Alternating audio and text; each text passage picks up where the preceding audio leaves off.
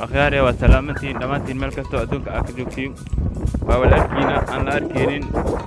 وإذن له كسر روادا garonka weyn ee jamacadaha magaalada muqdisho waa u jeedin waxaan filayaa dabaasha inay saad u socdo oo codkii xataa dabaasha ay kharsanayso kan waa garonkii weyn ee jamacadaha hadana dhisma ka socdo anagana maanta waxaan rabnaa inaan meesha aan soo barbarno kulli waa u jeedin tam motor soo socday ama motor soo saarnay waxa in loo tusay meelaha badan oo kamid ah magaalada muqdisho waakina garonka quruxda oo aad taasada ka daawan jirtay maanta ana